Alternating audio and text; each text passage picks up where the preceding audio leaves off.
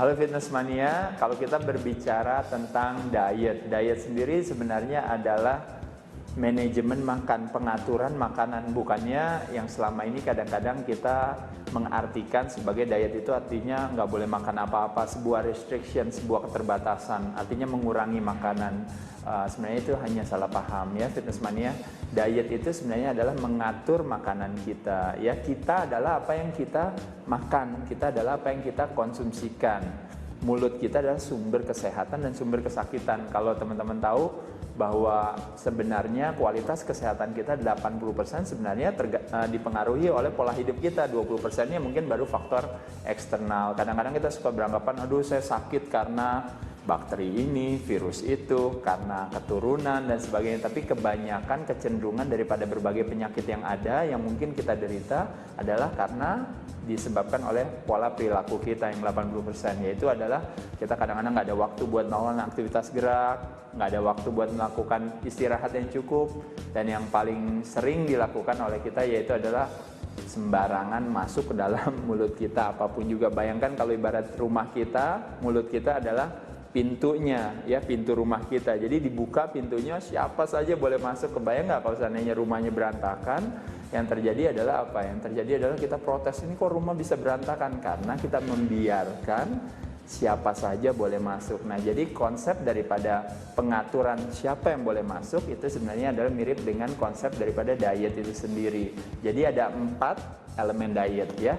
4 elemen diet. Yang pertama adalah yang disebut dengan sumber dan jenis makanan mempengaruhi kualitas kesehatan kita.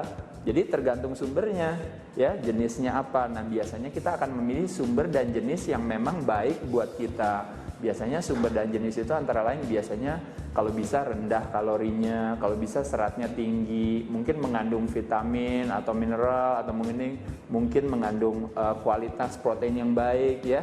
Lalu mungkin mengandung sumber-sumber lain yang memang dibutuhkan oleh tubuh kita. Jadi kalau kita berbicara sumber mempengaruhi hasil. Contohnya misalnya ketimbang daripada saya makan misalnya nasi putih, kalau nasi merah lebih oke gak? Mungkin lebih oke. Misalnya roti putih, saya roti gandum lebih oke gak? Mungkin lebih oke karena seratnya lebih tinggi. Oh, saya makan buah-buahan lebih bagus gak daripada snacking, misalnya kue-kuehan dan sebagainya? Mungkin lebih oke. Jadi sumber mempengaruhi kualitas kesehatan kita. Yang kedua adalah penyajian. Nah, sekarang sering sekali kalau Fitness Mania tahu, penyajian kadang-kadang biasanya rata-rata yang paling populer tentunya adalah digoreng. Bukannya tidak boleh digoreng, tapi yang menjadi masalah dengan digoreng atau menjadi kendala dari digoreng adalah goreng itu memasukkan kandungan lain seperti misalnya minyak, mentega dan sebagainya yang membuat kalori makanan itu menjadi berlebihan. Secara visual terlihatnya kecil, tapi pada saat masuk ke dalam ternyata membuat badan kita jadi besar ya. Tentu otomatis kita memilih penyajiannya yang tidak melibatkan unsur-unsur tersebut. Jadi mungkin dikukus, dipanggang, direbus, di steam, itu akan lebih baik ketimbang daripada digoreng. Nah, itu mengenai penyajian. Yang ketiga adalah yang disebut dengan timing atau jadwal. Jadi kita timing atau jadwal dalam hal ini adalah kita berbicara soal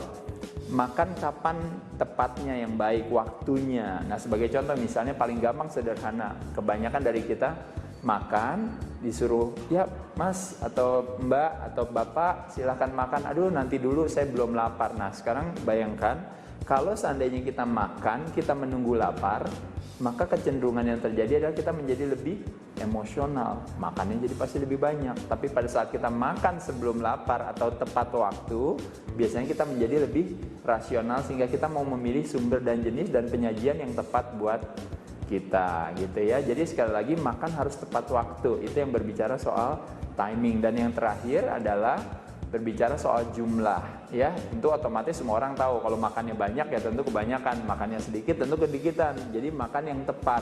Makan yang tepat seperti apa? Bagi yang ingin menurunkan berat badan, jumlah karbohidrat yang kita konsumsikan, kita makan dalam satu piring, kalau bisa tidak lebih, terutama karbohidrat kompleks, tidak lebih daripada 1 kepal tangan kita. Ya, jadi 1 kepal tangan kita, ini adalah jumlah nasi yang kita konsumsikan, jangan lebih. Kebalikan yang mau naikin berat badan boleh 2 kepal. Ya, tapi kalau yang tidak mau menaikkan berat badan atau menurunkan berat badan, maka nasinya nggak boleh lebih dari 1 kepal tangannya ya.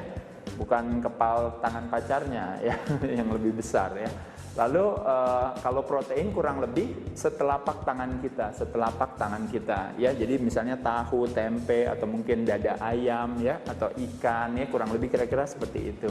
Protein juga tentu ada takarannya, tidak kesedikitan, tidak kebanyakan juga, ya. Jadi kebutuhannya kita bisa sesuaikan. Jadi 4 elemen diet adalah nomor 1 adalah sumber dan jenis. Nomor 2 adalah penyajian, nomor 3 adalah timing dan jadwal, dan nomor 4 adalah jumlah. Jadi kita berbicara 4 elemen kalau kita berbicara soal pengaturan makanan.